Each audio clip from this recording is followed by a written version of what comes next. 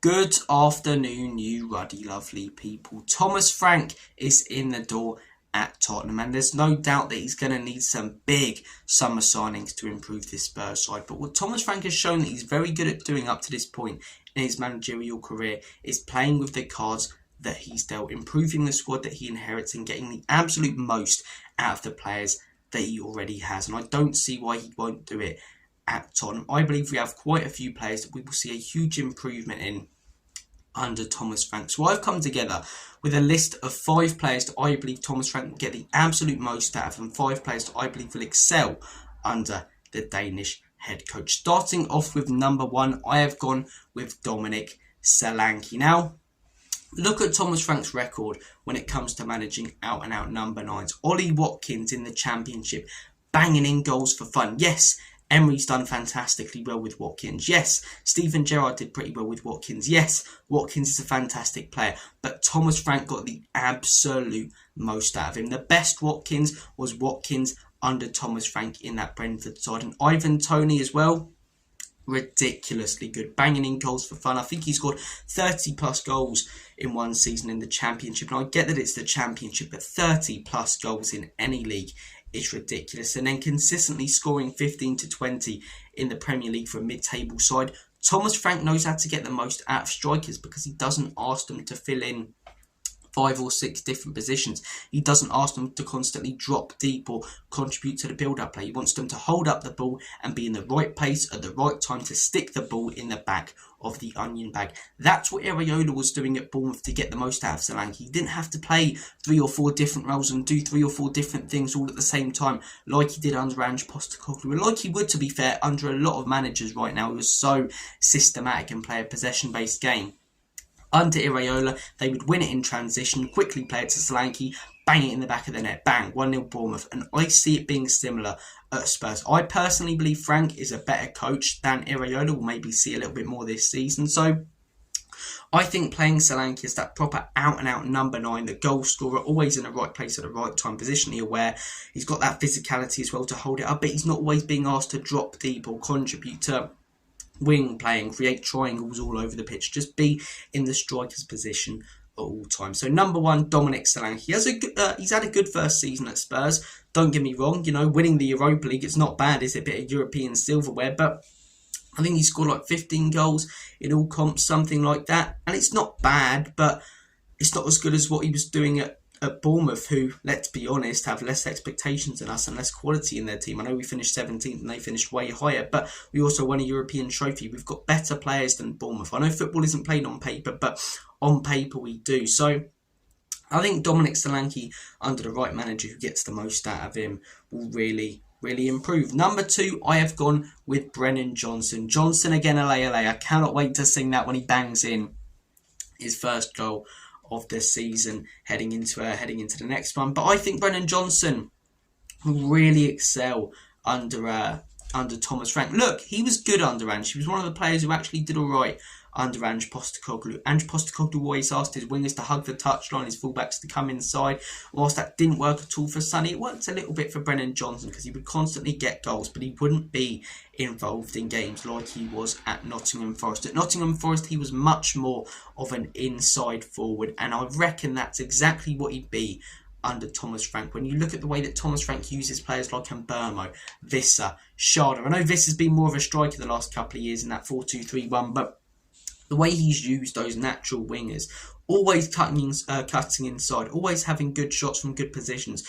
I believe Brennan Johnson will be the same under Thomas Frank as those wingers. I believe he'll play more as an inside forward like he did at Nottingham Forest, and running onto balls and things.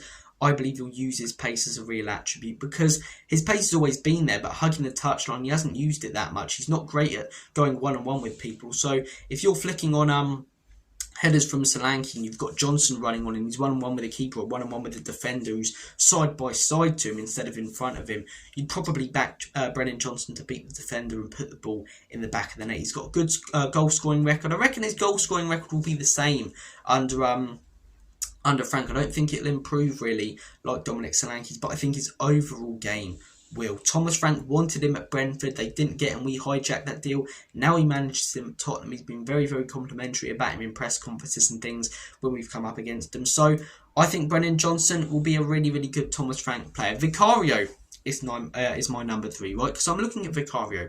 What are his positives? What is he best at doing? Well, shot stopping wise, one of the best goalkeepers in the league. Reflexes wise, one of the best goalkeepers in the league. Distribution wise, one of the worst goalkeepers in the league, and he had to do it a lot in Ange Postecoglou's system. It was all about playing out from the back, all about the goalkeeper sort of rolling the ball under his boot and then playing a pass to the CDM, number 6, number 8, to the midfield or to the wide areas. He was constantly touching the ball, and whilst Brentford do get their goalkeeper to have a lot of touches of the ball, he's not being asked to play passes through the middle of 2 or 3 defenders when you're overloaded with pressure. If the pressure becomes too much, he's asked to go long. He'll be going long a lot more under Thomas Frank. And the difference is, right, we'd invite pressure under Ange Postecoglou and then we try and play through the opposition on the floor, which often would cause problems and our defence or goalkeeper would end up giving it away. Whereas under Thomas Frank, we'll invite pressure, create those little triangles on the pitch, on the wings, but then we'll be able to play it back, play that long ball to the player that's free in space up top because we freed up that space by inviting the pressure. He's not going to have to play passes on the ground anywhere near as much, and I think that's one of his big weaknesses. The commanding of his box, we'll see, because David Raya had to do a lot of that under Thomas Frank. But I'm looking at him, right, he's got 2 big weaknesses in my opinion. Someone's blaring that music. He's got 2 big weaknesses in my opinion, and 2 big positives. And if Thomas Frank can turn that into 3 big positives and 1 big weakness, I think we've got one of the best goalkeepers in the Premier League. I really do, because shot stopping and reflexes, he's ridiculously good. It's just those 2 weaknesses. If he can remove one, he'll be getting more out of him. So Vicario, I think we'll see more out of under Thomas Frank. James Madison is the next player that I've put on the list. There's no doubt that James Madison wasn't Ange Postecoglou's biggest fan, put it that way. I know at the end of the season, you know, putting the stuff out about the manager, but we all saw it. I can't remember the game. I think it was it Alkmaar away where he's on the bench to Sonny, same play every week, and obviously letting off the swear words and stuff. I think Thomas Frank knows how to use a creative player. He's done it with Eriksson, done it with Damsgaard. And when he plays that 4-2-3-1, which he will in my opinion in a lot of home games, Madison will just be a number 10. He won't have to transition between being a number 10 and a number 8 and occasionally play a false 9, link up on the wing.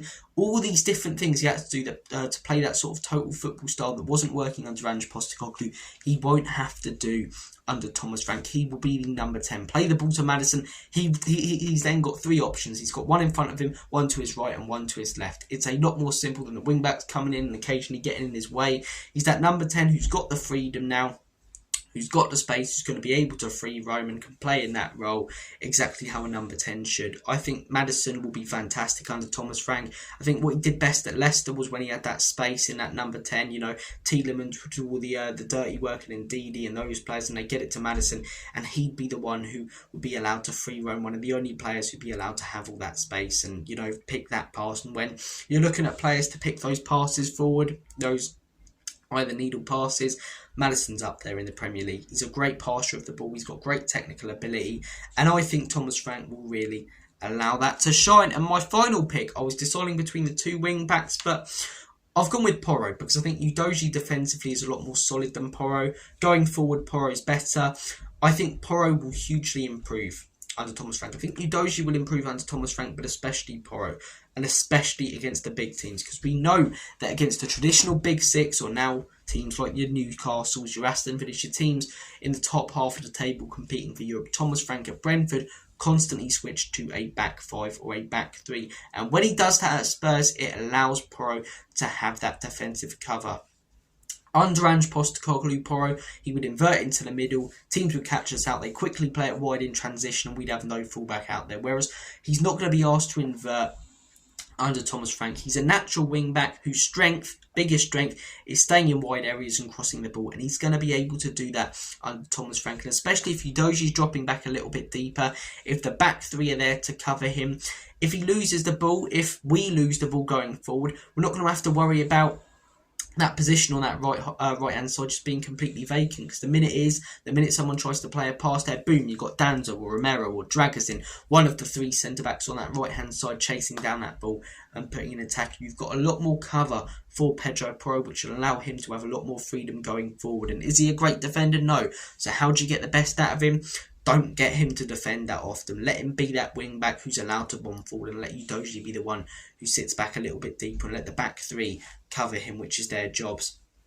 I think Thomas Frank said he's got Trentish qualities after we beat them 2-0. You can definitely see it with the type of balls that he can play forward. And as I say, those daisy cutters that he can produce, I think we'll see a lot of them under Thomas Frank. I think we'll see a lot more crossing from Porro. We saw it in the Europa League, right? We did in the Europa League final. But where was all of that throughout the entire season? It was non-existent. So I think Pedro Porro will hugely improve. Look, maybe a Bentancur hugely steps up. Maybe if we keep Son, he's far better. But I've put together a list of 5 players that I believe we will keep this summer. Pedro Porro.